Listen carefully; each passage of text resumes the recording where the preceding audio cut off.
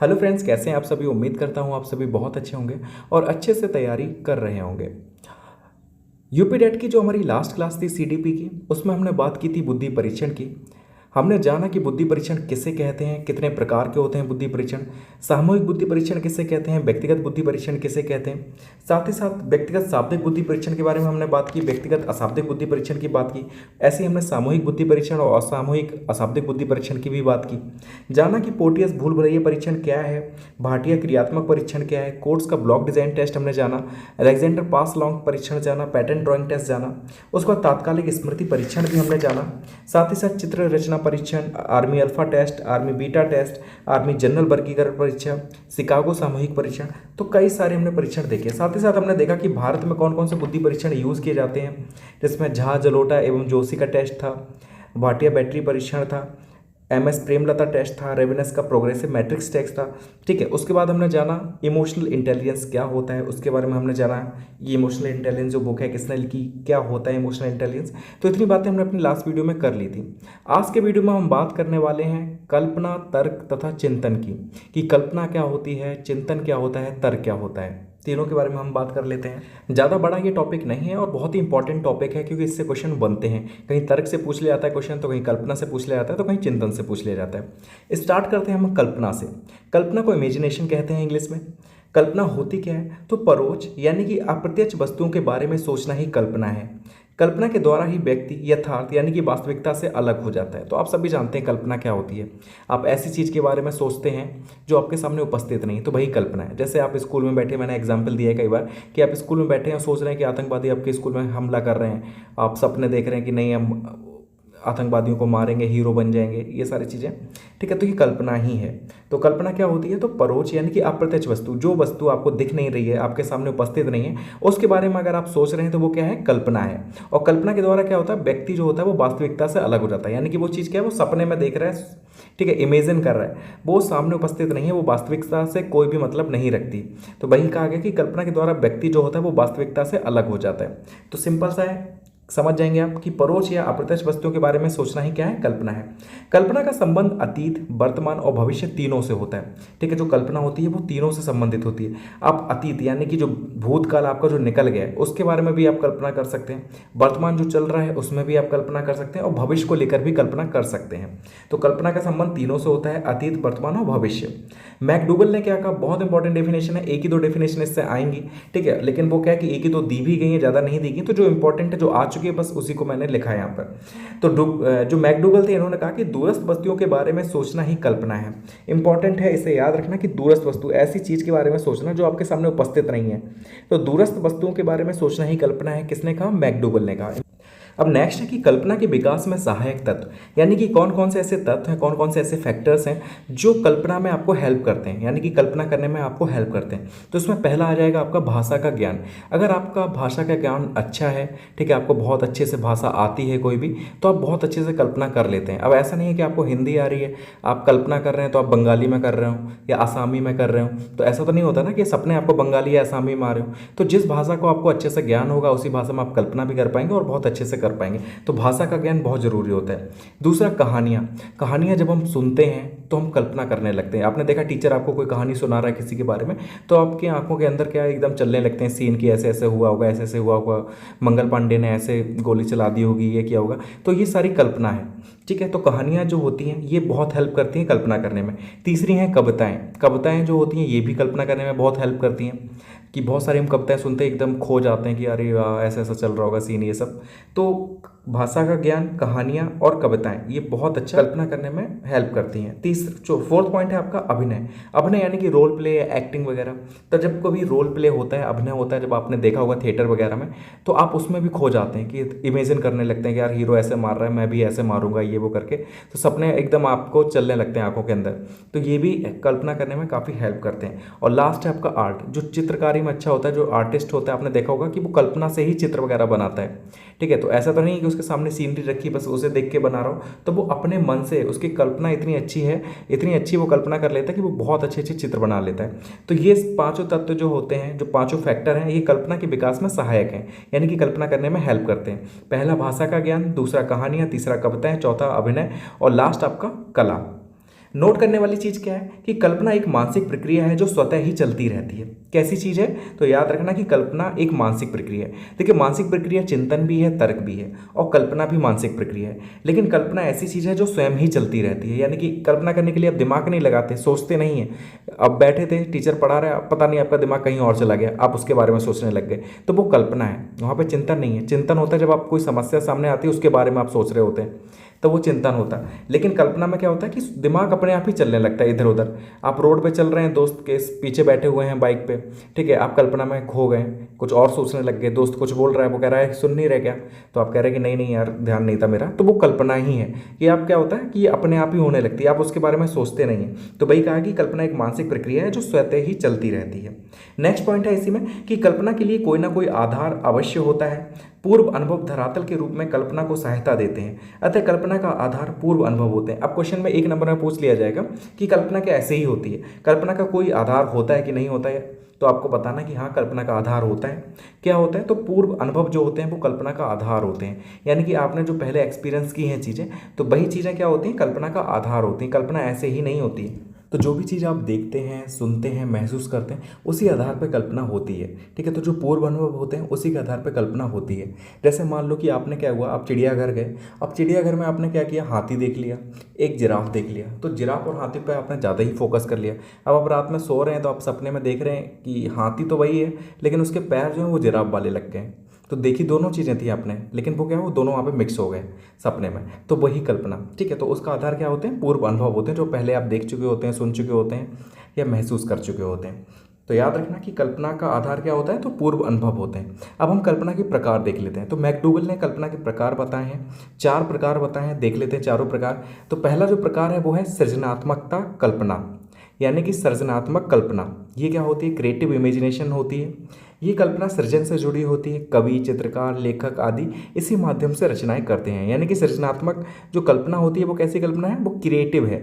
ऐसी कल्पना जो किसी को नई नई चीज़ बनाने पे फोकस करती है, सृजन करने में फोकस करती है। यानी कि जो कवि होते हैं वो नई नई कविताएं लिखते हैं, चित्रकार नए नए चित्र बनाते हैं, लेखक नई नई कहानियाँ लिखते हैं। तो नई चीज़ों के सृजन से ये जुड़ी होती है, इसलिए इसे क्या कहते हैं हम लोग, सृजनात्मक कल्पना कहते हैं या क्रिएटिव इमेजिनेशन कहते हैं। दूसरा जो है आपका वो है प्रकार आदानात्मक कल्पना। अब ये आदानात्मक कल्पना क्या है, रेप्रोडक्टिव या रिसीव्ड इमेजिनेशन क्या है, जब बच्चा दूसरों की बातों या कथाओं के आधार पर कल्पना करता है। यानी कि टीचर कुछ कहानी सुना रहा है या घर में दादी बाबा जो है वो उन्होंने कोई कहानी सुनाई पुरानी, ठीक है, अब उसके आधार पर जो बच्चा कल्पना करेगा वो कैसी कल्पना होगी, तो वो आदानात्मक कल्पना या रेप्रोडक्टिव या रिसीव्ड कल्पना होगी, ठीक है, इमेजिनेशन होगी। तीसरा जो कल्पना का प्रकार बताएं वो है कार्य साधक कल्पना। कार्य साधक कल्पना क्या होती है, यह समस्याओं को हल करने और ज्ञान बढ़ाने वाली कल्पना है। ये कैसी कल्पना है, तो ये कोई ना कोई समस्या जैसे आपके सामने आ गई, अब उसे सॉल्व करने के लिए आप कल्पना कर रहे हैं, सोच रहे हैं, ठीक है, कि यार ऐसा होता तो ऐसे कर लेते, ऐसा होता तो ऐसे कर लेते, ठीक है। तो जब वो आप सोच रहे हैं, उसका हल ढूंढ रहे हैं, तो ये कल्पना कौन सी होगी, ये कार्य साधक कल्पना होगी, ठीक है। यानी कि कार्य साधक का मतलब कार्य को पूरा करने वाली। तो यह समस्याओं को हल करने और ज्ञान बढ़ाने वाली कल्पना है। इसके 2 उप प्रकार बताएं, यानी कि इसे 2 भागों में बांट दिया है मैकडूगल ने। पहला सैद्धांतिक कल्पना, जो नियम सिद्धांत का विकास करती है, पहले नियम बनाएगी कि इस नियम से मैं चल रहा है, इस प्रॉब्लम को सॉल्व करने के लिए सिद्धांत बनाएगी, ठीक है, तो उसका विकास होता है इसमें। दूसरा है आपका व्यवहारिक कल्पना, यानी कि दैनिक जीवन में उपयोगी वस्तुओं से जुड़ी कल्पना, यानी कि दैनिक जीवन में कोई चीज़ उपयोगी है उससे जुड़ी कोई कल्पना हो रही है तो वो कैसी हो जाएगी, व्यवहारिक कल्पना हो जाएगी। लास्ट पार्ट है आपका रसात्मक कल्पना। यह कल्पना सौंदर्य और भावनाओं से जुड़ी होती है, यानी कि ऐसी कल्पना जो फीलिंग से जुड़ी होती है। आप किसी के सपने देख रहे हैं, यानी कि आप जिससे प्यार कर रहे हैं, मोहब्बत कर रहे हैं, ठीक है, उसके सपने देख रहे हैं, तो वो रसात्मक कल्पना में आ जाएगा, ठीक है। मतलब आप किसी को पसंद कर रहे हैं, चाहे वो फैमिली मेम्बर हो चाहे कोई भी हो, ठीक है, तो उससे जुड़े जो भी फीलिंग्स हैं, सपने हैं, तो वो रसात्मक कल्पना में आ जाते हैं। तो कल्पना के 4 प्रकार थे, किसने बताए थे, मैकडूगल ने बताए। पहला सृजनात्मक कल्पना, जो सृजन से जुड़ा होता है, नई नई चीज़ों से जुड़ा होता है, जो कौन करता है, तो कवि, चित्रकार, लेखक यही वाली कल्पना करते हैं। दूसरा है आदानात्मक कल्पना, जब कहानी या कोई बात सुनकर जो कल्पना करते हैं बच्चे, वो आदानात्मक कल्पना में आ जाता है। तीसरा है कार्य साधक कल्पना, जो किसी कार्य को पूरा होने से जुड़ी होती है कल्पना, कि कैसे भी समस्याओं को हल करना है। ज्ञान बढ़ाने वाली कल्पना, तो वो कौन सी कल्पना होती है? कार्य साधक कल्पना, जैसे दो भागों में बांटा है। सैद्धांतिक कल्पना जो नियम सिद्धांत का विकास करती है। दूसरा व्यवहारिक कल्पना जो दैनिक जीवन में उपयोगी वस्तुओं से जुड़ी होती है, ठीक है। और लास्ट है आपका रसात्मक कल्पना, यानी कि जो सौंदर्य और भावनाओं से जुड़ी होती है। तो 4 प्रकार की कल्पना हो गई यहाँ। अब हम पढ़ेंगे चिंतन के बारे में। चिंतन को क्या कहते हैं इंग्लिश में? तो थिंकिंग कहते हैं। चिंतन एक उच्च ज्ञानात्मक प्रक्रिया है। यह स्वयं नहीं होती, बल्कि इसके लिए प्रयास करना पड़ता है। तो चिंतन के बारे में ये चीज़ याद रखना कि चिंतन कैसी प्रक्रिया है? एक उच्च ज्ञानात्मक प्रक्रिया जिसमें हम बहुत सारा दिमाग लगाने वाले हैं, ठीक है। तो दिमाग वाली एक प्रक्रिया है जिसमें क्या होता है, ये स्वयं नहीं होती, बल्कि इसके लिए हमें प्रयास करना पड़ता है। देखिए, कल्पना स्वयं होती थी, स्वतः चलती थी, आप नहीं भी सोचते थे तब भी आपका दिमाग इधर उधर भाग जाता था, आप सोचने लगते थे। लेकिन चिंतन में क्या होता है, ये स्वयं नहीं होती, इसके लिए आप प्रयास करते हैं। मान लो कि आप कहीं मार्केट में गए और आपका रुपये वहाँ पे खत्म हो गया, आपको सामान खरीदना था लेकिन रुपये कम पड़ गया, तो आप वहाँ पे सोच रहे हैं, चिंता कर रहे हैं कि अब क्या होगा, कैसे हम सामान खरीद पाएंगे। तो वो चिंतन है, ठीक है। तो चिंतन में क्या होता है, एक समस्या आती है, उसके बाद आप उसका चिंतन करते हैं और चिंतन के बाद आप उसका समाधान ढूंढते हैं कि ठीक है यार, मेरा दोस्त तो यहीं पर रहता है, उससे मांग लेते हैं, बाद में दे देंगे उसको। तो ये आपने समाधान ढूंढा। तो भाई ये चिंतन क्या होता है, एक उच्च ज्ञानात्मक प्रक्रिया है। वह स्वयं नहीं होती, बल्कि इसके लिए प्रयास करना पड़ता है। इसमें होता क्या, पहले एक समस्या आती है आपके सामने, फिर आप चिंतन करते हैं और चिंतन के बाद उसका समाधान ढूंढते हैं। तो ये एक ऐसी प्रक्रिया, एक मानसिक प्रक्रिया है। बैलेंटाइन ने इसके बारे में क्या कहा, वो देख लेते हैं। चिंतन वह क्रिया है जिसमें श्रृंखलाबद्ध विचार किसी लक्ष्य की ओर निरंतर गति करते हैं। तो बैलेंटाइन की डेफिनेशन है, रॉस की इसमें ज़्यादा इंपॉर्टेंट है, तो रॉस की अच्छे से याद रखना। बैलेंटाइन ने क्या कहा कि चिंतन वह क्रिया है जिसमें श्रृंखलाबद्ध विचार किसी लक्ष्य की ओर निरंतर गति करते हैं। देखिए, चिंतन किस में आपको हेल्प करता है, समस्या समाधान में हेल्प करता है। कोई भी समस्या आपके सामने आती है तो आप किसके हेल्प से उसे सॉल्व करते हैं, तो चिंतन के माध्यम से आप उसे सॉल्व करते हैं। तो वही बताया गया कि चिंतन क्या है, एक क्रिया है जिसमें क्या होता है कि श्रृंखलाबद्ध विचार, यानी कि बहुत सारे विचार एक साथ आपके सामने आते हैं और वो किस में आपको अग्रसर करते हैं, ताकि आप लक्ष्य को पार कर लें, ठीक है, लक्ष्य को पा लें। तो वही बोला गया कि चिंतन वह प्रक्रिया है जिसमें श्रृंखलाबद्ध विचार किसी लक्ष्य की ओर निरंतर गति करते हैं, यानी कि लक्ष्य की तरफ पहुंचाने के लिए गति करते हैं। तो ये बैलेंटाइन ने कहा। रॉस ने क्या कहा, रॉस ने कहा कि चिंतन मानसिक क्रिया का ज्ञानात्मक पहलू है। देखिए, मानसिक प्रक्रिया तो बहुत सारी होती हैं, मानसिक क्रियाएं बहुत सारी होती हैं दिमाग में, ठीक है, उसमें कल्पना भी आ जाती है, लेकिन ये एक ऐसा पहलू है, ये ज्ञानात्मक पहलू जो आपको कुछ सिखा के जाएगा। अगर आप चिंतन करेंगे तो ये आपको कुछ ना कुछ सिखा के जाएगा। तो वही बोला गया, रॉस ने यही कहा कि चिंतन एक मानसिक क्रिया का ज्ञानात्मक पहलू है, ठीक है। तो मानसिक क्रिया के कई पहलू होंगे, तो ये ज्ञानात्मक पहलू है चिंतन। रॉस की डेफिनेशन याद रखना, ये आई भी है, इंपॉर्टेंट भी है। नोट करने वाली चीज़ क्या है, चिंतन का आधार प्रत्यक्षीकरण व स्मृति है। देखिए, चिंतन का आधार क्या होता है, तो एक तो प्रत्यक्षीकरण, जो चीज़ें आपके सामने उपस्थित हैं, ठीक है, और दूसरा स्मृति, यानी कि आपकी मेमोरी, आपको क्या चीज़ें याद हैं, उसके आधार पर आप चिंतन करते हैं। पहले से आपके पास जो एक्सपीरियंस है, जो पहले आप सीख चुके हैं चीज़ें, जो आपको चीज़ें याद है, उसके आधार पर आप क्या करते हैं, चिंतन करते हैं। दूसरा क्या है कि चिंतन का उद्देश्य समस्या का हल करना होता है। तो चिंतन का उद्देश्य क्या होता है, एक ही चिंतन का उद्देश्य होता है कि कैसे करके समस्या सॉल्व करनी है। मान लिया घर में लड़ाई चल रही है, तो आपके अंदर बहुत सारी टेंशन है, चिंता कर रहे हैं आप कि कैसे इस समस्या को सॉल्व करें, तो वही चिंतन है।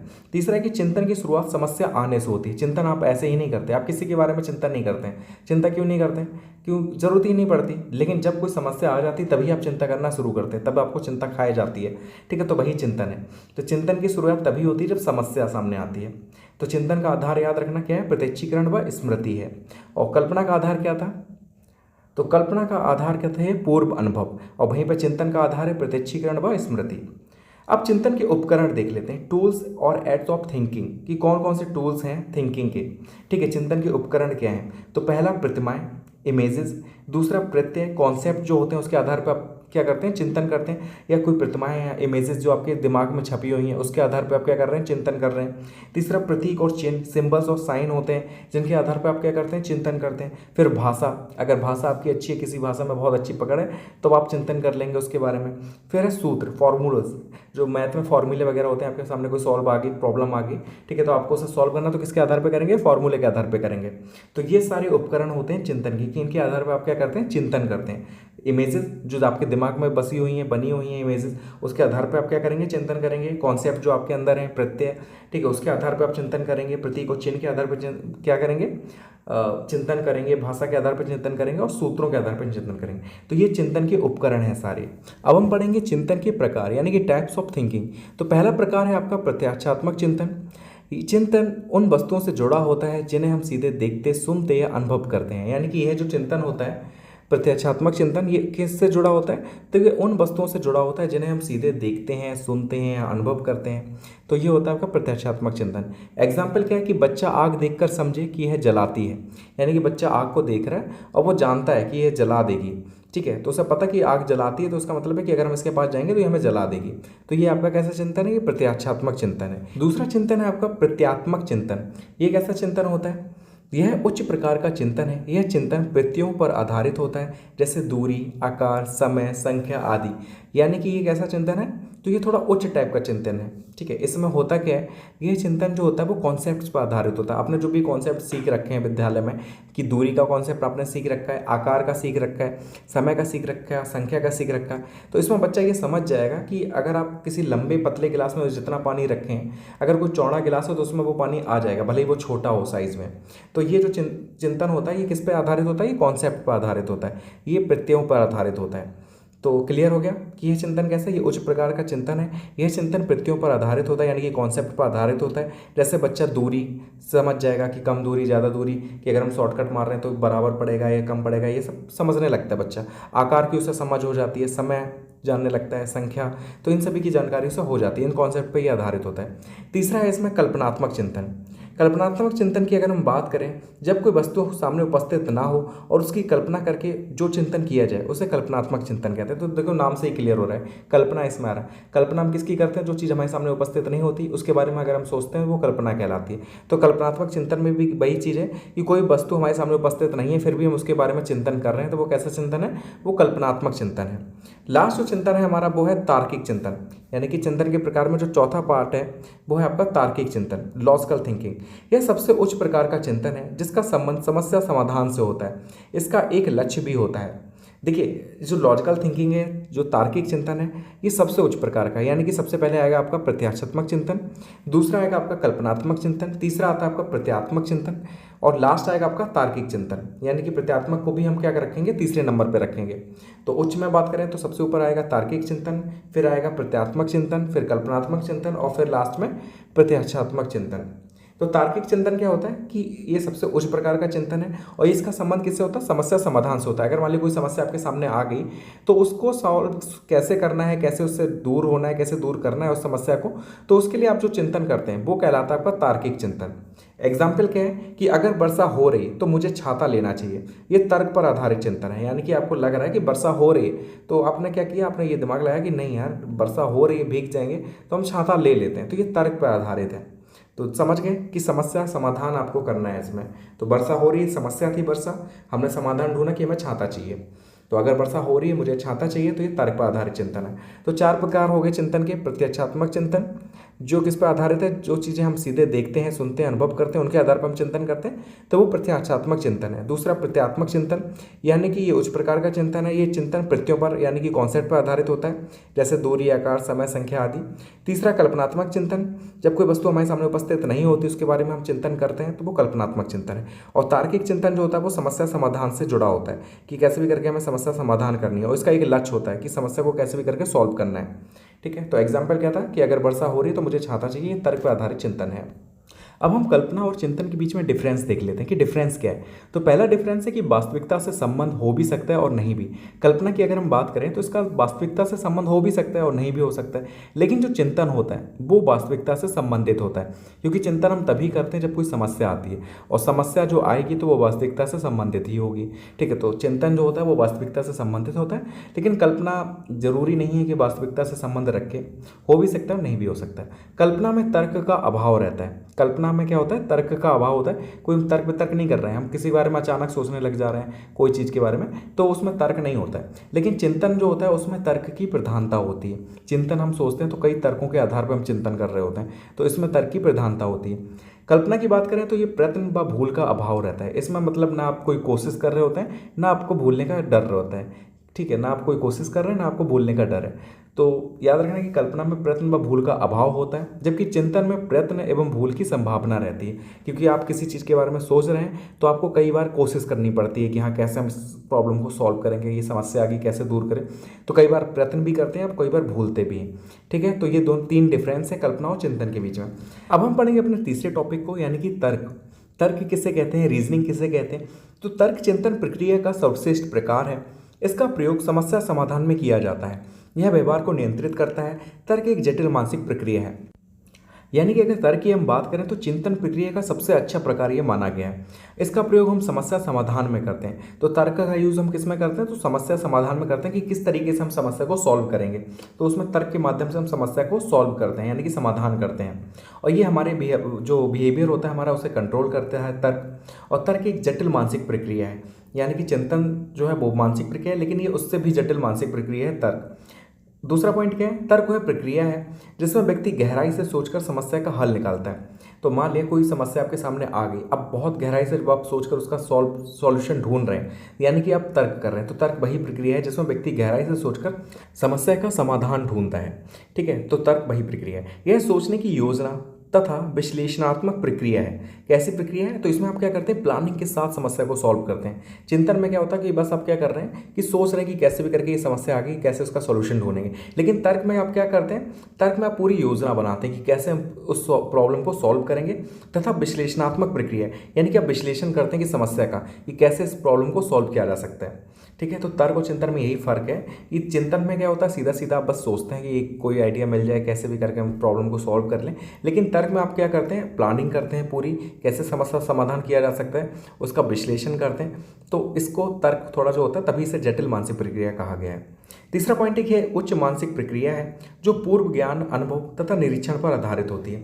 तो अगर हम तर्क की बात करें तो ये कैसी प्रक्रिया है? तो उच्च मानसिक प्रक्रिया है। जटिल मानसिक प्रक्रिया कह लो चाहे उच्च मानसिक प्रक्रिया कह लो, तो ये ऐसी प्रक्रिया है। और जो किस पर आधारित होती है? तो पूर्व ज्ञान, यानी कि पहले से जो चीज़ आप सीख रखे हैं उस पर आधारित होगी। जो भी आपकी कॉन्सेप्ट हुए हैं या कोई नई चीज़ आपने सीख रखी थी पहले, तो उसके ऊपर, या आपके जो एक्सपीरियंस है, आपने जो पहले एक्सपीरियंस किया था उस पर आधारित होगा, या निरीक्षण पर आधारित होगा कि आप चीज़ों को ऑब्जर्व कर रहे हैं, देख रहे हैं कि कैसे ये चीज़ें काम करती हैं, कैसे नहीं करती।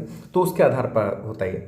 ठीक है, तो तर्क के बारे में समझ मांगे कि उच्च मानसिक प्रक्रिया है जो पूर्व ज्ञान, अनुभव तथा निरीक्षण पर आधारित होती है। गैरेट ने क्या कहा इसके बारे में? तो गैरेट ने कहा कि मन में किसी उद्देश्य एवं लक्ष्य को रखकर क्रमबद्ध चिंतन करना ही तर्क है। तो गैरेट की डेफिनेशन याद रखना कि इन्होंने कहा था कि मन में किसी उद्देश्य एवं लक्ष्य को रखकर क्रमबद्ध चिंतन करना ही क्या है? तर्क है। कि आपने एक उद्देश्य बना रखा है, एक लक्ष्य बना रखा है, आपने डिसाइड कर लिया कि इस लक्ष्य को प्राप्त करना है, इस उद्देश्य को प्राप्त करना है, तो उसके आधार पर आप जो भी क्रमबद्ध चिंतन करते हैं वही तर्क है। ये कहा था गैरेट ने, याद कर लेना डेफिनेशन। नेक्स्ट है कि तर्क सीखने की विभिन्न विधियों से जुड़ा है। यानी कि तर्क आप कैसे सीखेंगे? तो कई सारी विधियां हैं तर्क सीखने की। पहला है आपका प्रयत्न एवं भूल, इसका सिद्धांत जो है हम बाद में पढ़ेंगे। सूझ द्वारा हम क्या करते हैं? तर्क सीखते हैं तर्क।